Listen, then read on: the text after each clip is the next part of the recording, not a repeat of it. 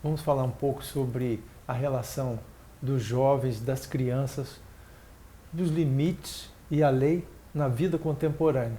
Nós viemos aqui conversar com a psicanalista da Escola Lacaniana de Vitória, Renata Conde-Vescovi. Renata, obrigado por nos receber aqui. Esse tema a gente até já abordou alguma vez, né, aqui com você, sobre limites, até quando eu liguei para você para te convidar novamente. Para falar para a gente, você me disse que esse tema estava um pouco batido, né? Limites. Eu brinquei, né, dizendo que está um pouco batido, mas nunca é demais a gente conversar a respeito daquilo que no campo da psicanálise nós chamamos a lei, né? Sim. A lei que o campo do direito também aborda, obviamente, isso não é restrito ao campo da psicanálise, mas a psicanálise ela vem dizer da importância, né, de que os homens, os seres humanos, eles possam transmitir aos seus filhos, eu diria, interditos que são humanizadores, né? Justamente porque o ser humano, ele sai, né, da sua condição naturista, né, quase que de um animal, e cai no campo civilizatório. E nessa passagem ele sofre uma perda justamente da sua condição naturista. Essa é a primeira lei que se estabelece aí. Né? E é preciso que os pais, né, ou a família, independentemente do arranjo familiar que essa família tenha, seja passador dessa lei, que diz para o filho do homem que nem tudo é possível. Né? Que ele vai ter que lidar com esse interdito, experimentar um vazio, experimentar uma falta, para que ele possa justamente ter acesso ao campo das palavras, ao campo da fantasia, ao campo da representação, de fato se inserir na sua humanidade, que é através da linguagem e da palavra. Né? Sim. A gente tem percebido, né, pelo menos assim, pessoas assim, de uma idade mais avançada como a minha, a gente percebe a relação de alguns casais com filhos. Às vezes crianças pequenas fazendo coisas que não deveriam estar fazendo naquele espaço, ou criando situações de pirraça, e sempre acompanhado de uma voz assim, não, mas ele está querendo isso, né? Uhum. Às vezes uma criança de 3, 4 anos de idade. E a gente percebe que isso é o início de uma falta de controle, né, da educação dos filhos, né? Então e quando a gente fala a palavra controle hoje, parece que está se fazendo uma censura ao desenvolvimento intelectual daquela criança. Uhum, uhum. Eu acho até importante distinguir o que seria um controle, né, da transmissão de uma lei. Porque muitas vezes você vê o avesso disso, excesso de controle, excesso de fiscalização, às vezes excesso de idealização dos pais com relação aos seus filhos. É óbvio que todos nós, né, assim, eu sou mãe e todos nós idealizamos e sonhamos e projetamos que nossos filhos avancem em relação ao lugar que nós ocupamos. Sim. Mas muitas vezes esses excessos, né, que controlam a liberdade da criança de poder para que ela possa ser ela mesma, isso gera também uma grande inibição e a criança às vezes fica numa posição de impotência e não se autoriza a experimentar o mundo. Né? Isso somado hoje às exigências da nossa vida contemporânea de que a gente precisa dar resultado para tudo. Né? Nós precisamos ser o melhor na escola, o melhor na profissão. As demandas do mundo contemporâneo, né? Que é justamente excesso de informação que a gente recebe hoje. Você tem que estar cada vez mais especializado pela via da técnica, né? Estar bem inserido nesse mundo que é regido, que é pautado, vamos dizer assim, pela lógica de um consumo sem freios, porque nós estamos submetidos nesse mundo contemporâneo à lógica de um capitalismo especulativo. Não vou entrar em juízo de valor se isso é melhor ou pior do que a gente vivia antes. Eu acho que é como a nossa realidade se apresenta. É aquela sensação de estar sendo uma obsolescência do seu conhecimento pela dinâmica das novas descobertas, das novas tecnologias, né? Isso é muito bacana, né? Diga-se de passagem. O que eu chamo a atenção quando você traz a palavra controle é porque às vezes o excesso de idealização e de expectativa que os pais lançam sobre os filhos, as escolas, né? A criança não pode errar, a criança não pode cometer ali algum desvio daquilo que é esperado, isso gera uma inibição muito grande e isso não necessariamente representa a transmissão da lei na família, né? Porque a lei é poder dizer para a criança, não, nem tudo é possível, você vai ter que experimentar e arriscar dentro de algum limite, porque a criança não pode tudo, a construir o seu próprio caminho. Os pais precisam permitir isso aos filhos. Sim, né? Mas aí tem o limite de baixo, né? Eu diria assim. Quer dizer, ao mesmo tempo que ele concede essa liberdade, ele tem que ter a noção de aonde que ele vai regular o limite, né? Sim. Eu lembrei você falando agora, me ocorreu uma frase que é uma frase kantiana, do filósofo Kant, né? O Immanuel Kant. Ele diz, não há liberdade sem lei, né? Para que eu me autorize, porque liberdade não é libertinagem, pode tudo, né? Sim. Liberdade é você experimentar o mundo e a vida reconhecendo que há limites, né? Então, uma criança, vamos pegar um exemplo prático, que se lança sem freios a tudo, né, e a ponto de se arriscar excessivamente, ela internalizou com alguma dificuldade essa lei que se transmite na família. E que não necessariamente, pais que dizem não excessivamente, não necessariamente estão sendo passadores dessa lei. Né? Porque às vezes é você deixar a criança experimentar os enigmas, as curiosidades da vida, não ofertar todas as respostas de cara, né?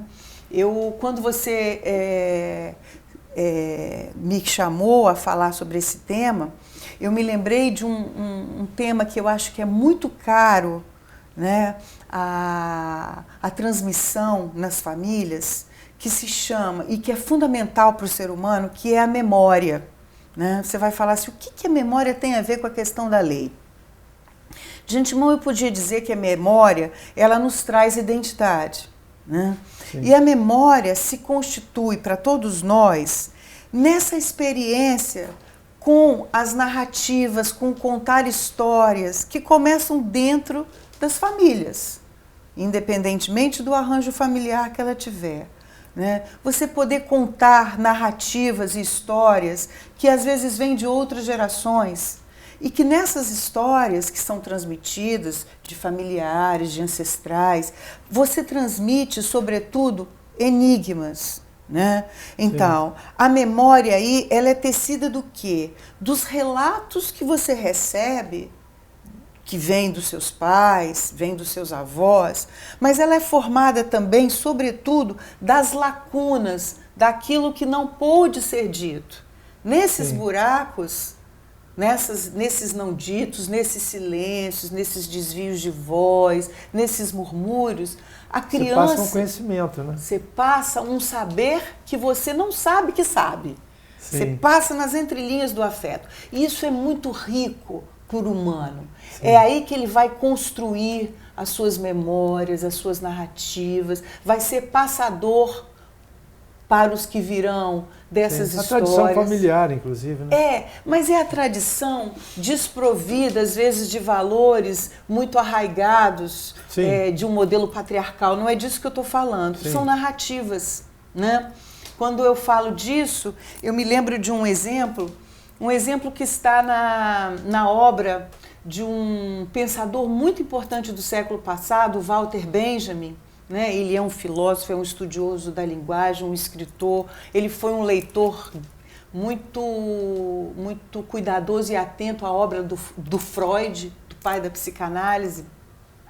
E ele dá um exemplo claro a respeito da transmissão na família, do que vem a ser a tradição e do que vem a ser essas lacunas que eu me referi, né, onde você constrói memórias, você constrói narrativas próprias. Ele conta a história de um velho pai que estava à beira da morte, né, e chama os filhos e diz que no quintal da casa havia um grande tesouro. E esse pai morre, né? E esses filhos, num primeiro momento, eles ficam se perguntando o que seria esse tesouro, achando que havia um grande tesouro, ouro enterrado no quintal da casa. Sim. E cavam aquele quintal e não encontram nada. Passado um tempo, os vinhedos daquela família, eles florescem muito, né? Eles frutificam e florescem, às custas do trabalho desses filhos.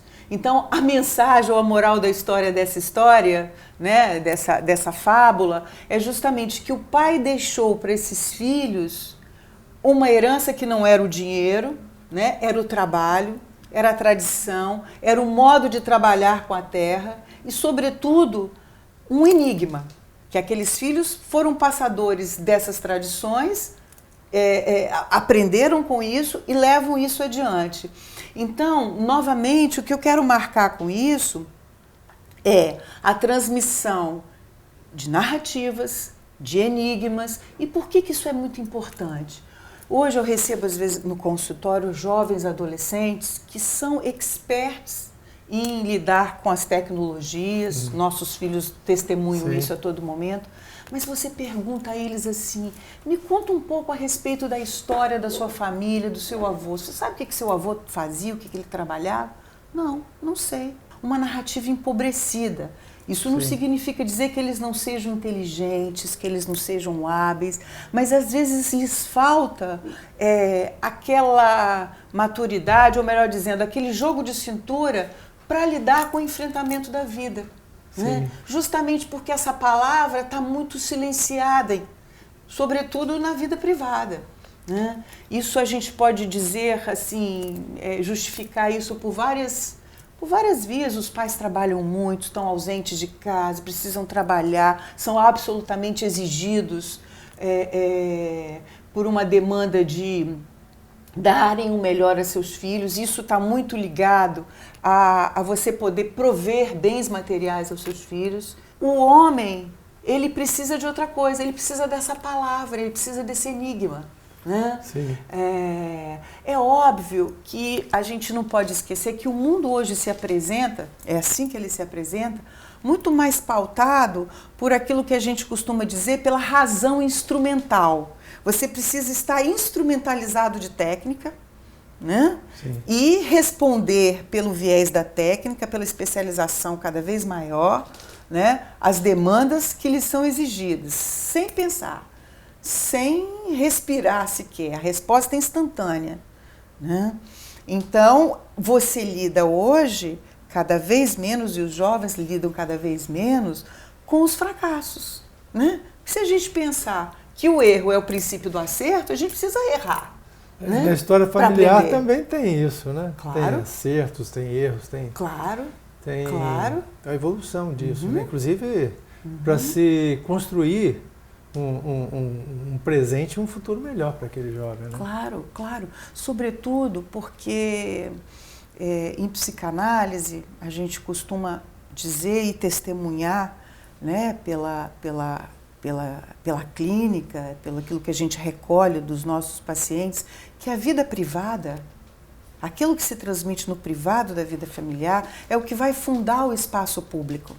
Né? Então, a depender de como essa lei, né, que você me perguntou no começo, assim, essa lei que introduz limites, que introduz enigmas, está estabelecida dentro do laço familiar, esses sujeitos vão ocupar a vida pública, os espaços públicos, sejam nas suas vidas profissionais, sejam nas suas vidas políticas, por que não dizer, da mesma forma como eles se submeteram a essa lei.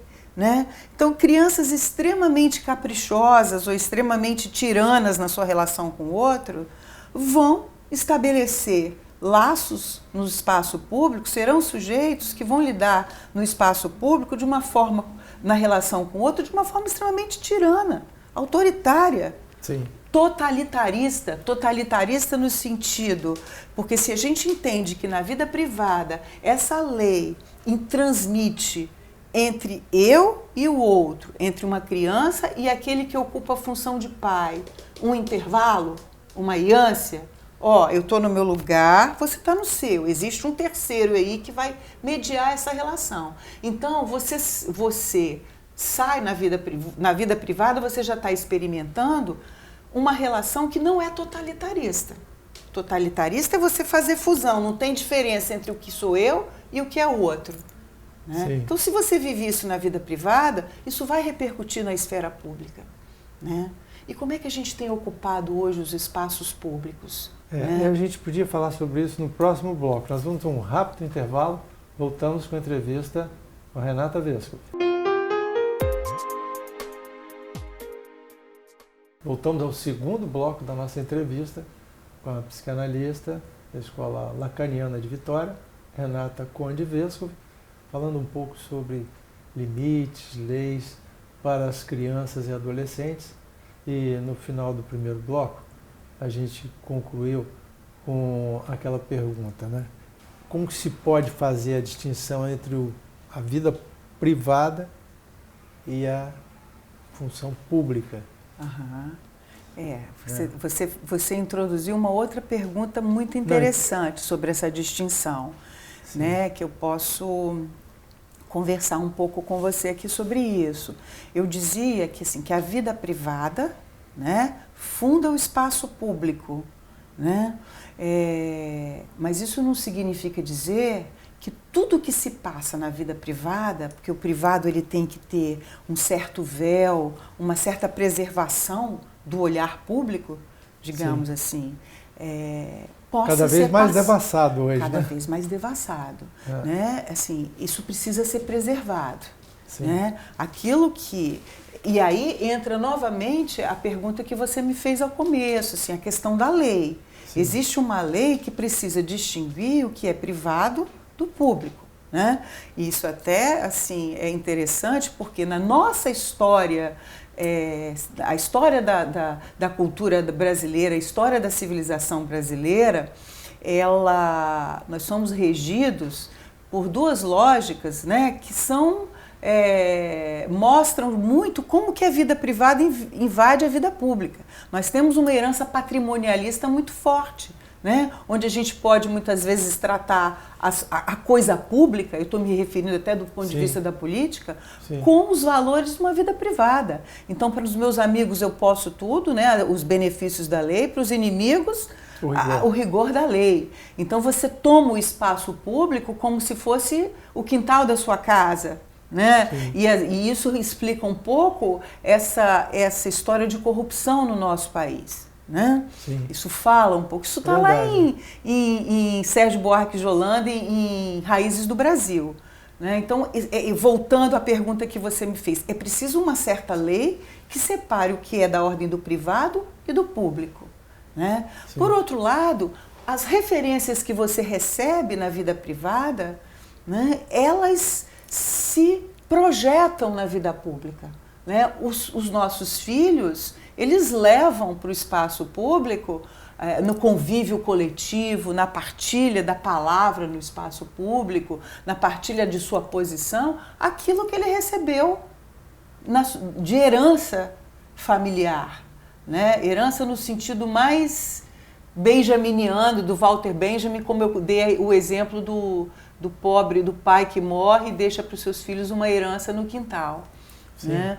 E a gente também vive hoje no espaço público uma dificuldade muito grande de partilhar ideias, de sustentar a palavra, de ocupar efetivamente os espaços públicos, seja nas instituições, seja em associações de bairro. Eu tenho até um certo receio de dizer que nós ocupamos mal, porque eu vejo avanços também. Né? Mas assim, essa possibilidade da gente discutir melhor até interesses públicos e políticos, né, do nosso interesse. Eu vejo nós, às vezes, nos manifestando pelas redes sociais algum posicionamento público, né, mas com dificuldade, às vezes, de ocupar os espaços públicos para fazer as nossas reivindicações de fato. Sim. Né? Posso dar um exemplo, sem cair em questões de políticas partidárias? O nosso Congresso aprovou, no apagar das luzes, a cifra de 6 bilhões de reais para o financiamento público de campanha. Isso? Isso. Então provavelmente nós vamos ter muito pouca renovação nesse Congresso, porque né, 80%... Porque se demonizou aí as doações privadas, né? Como acontece também em outras democracias, com receio da influência privada no dia a dia do Congresso, nas decisões governamentais, e ao mesmo tempo devolveu para o Estado a função de financiar essas campanhas aí. E foi o único, assim... A discussão foi mal feita. Foi mal né? feita. Sem tempo de discussão. Foi muito né? mal feito. E o que me espanta, eu não vou nem entrar nessa discussão, porque eu acho que... mas é o Estado que agora se responsabiliza por isso. Ok. Mas é o fato de nós, brasileiros, eu me incluo nisso, não nos questionarmos a respeito disso. Onde nós estávamos quando essa discussão estava sendo colocada em pauta? É verdade. Não houve uma ressonância, uma correspondência com a democracia. Uma provocação nossa. Representativa, né? Eles não foram buscar uma discussão sobre isso. Pergunta aos jovens se eles sabem a respeito disso. Não sabem. Né? Então, assim, outra coisa que me espanta, que eu acho que é a dificuldade de se ocupar melhor os espaços públicos,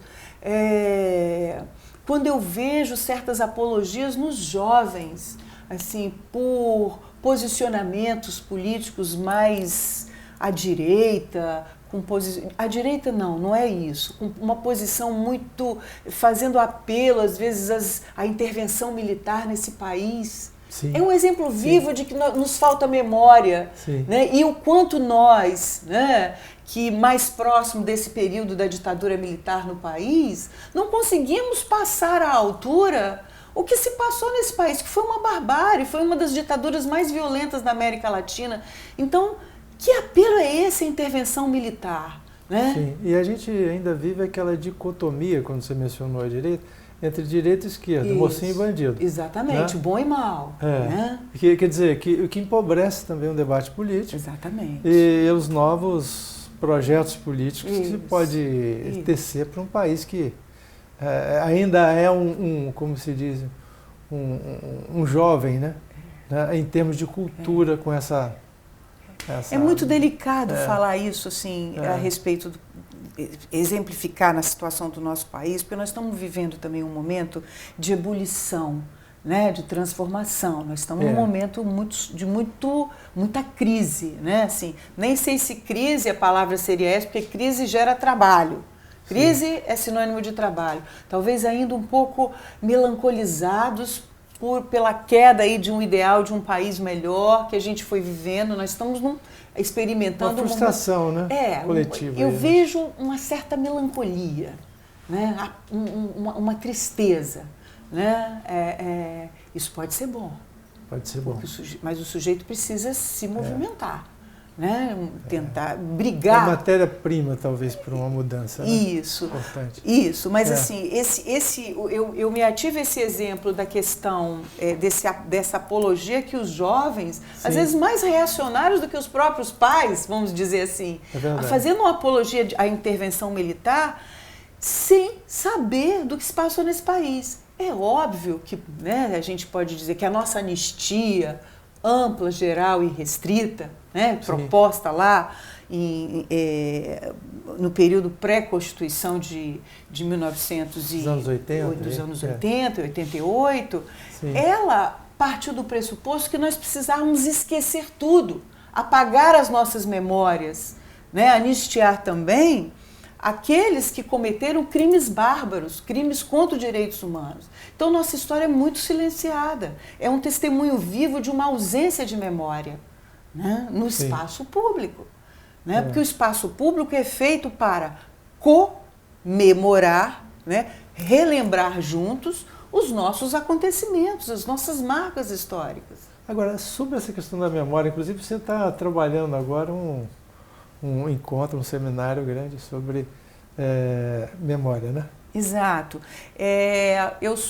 Eu vou à FDV, a Faculdade de Direito de Vitória, como professora convidada nessa articulação do campo do direito e da psicanálise. E eu venho desenvolvendo já uma pesquisa há um tempo grande, até com o professor Nelson Camato, um professor da Faculdade de Direito, que também pesquisa o tema da memória e do testemunho. E a gente vem trabalhando esse tema junto com os psicanalistas, com os profissionais do campo do direito, profissionais da literatura.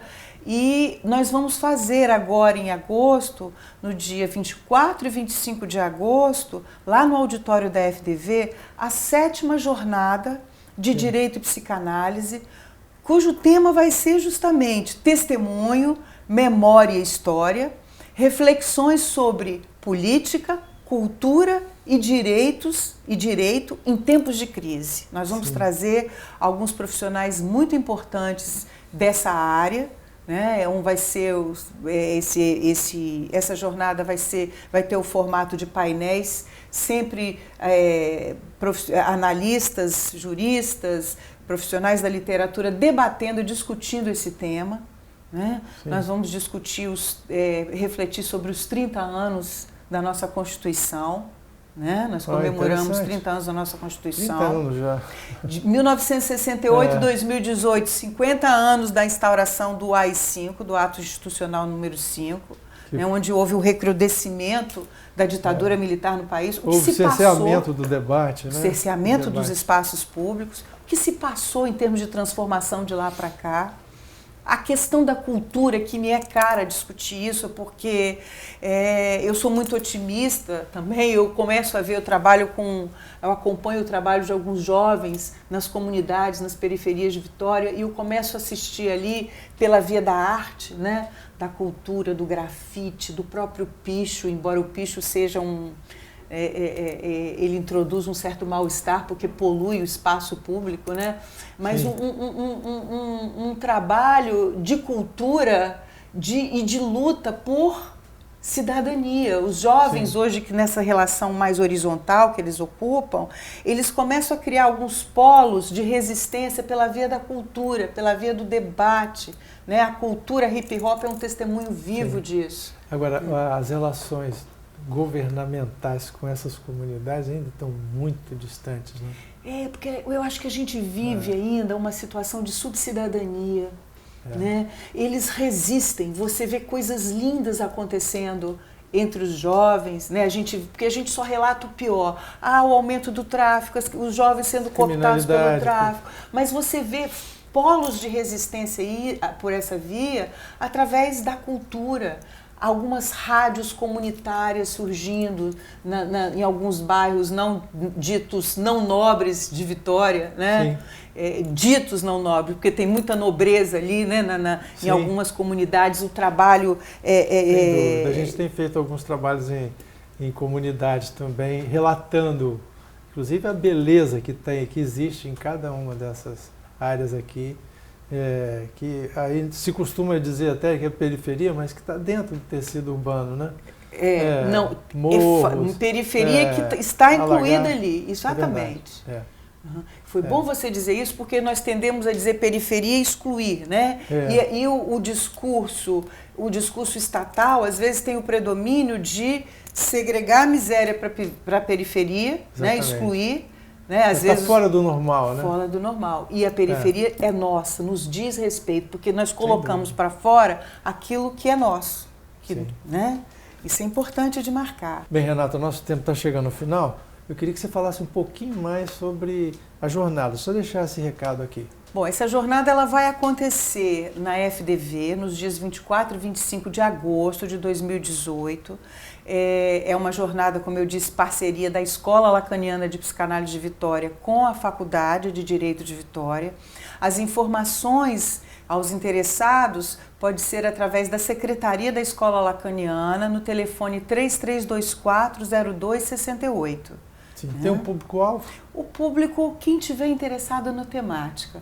É certo que a gente vai contar com o público dos psicanalistas, os psicólogos, os profissionais do campo do direito, mas é um espaço aberto a quem se interessar por essa temática. E eu entendo que isso interessa a todos nós. Né? Ok. Renata, muito obrigado por nos receber mais uma vez. Eu que agradeço a oportunidade.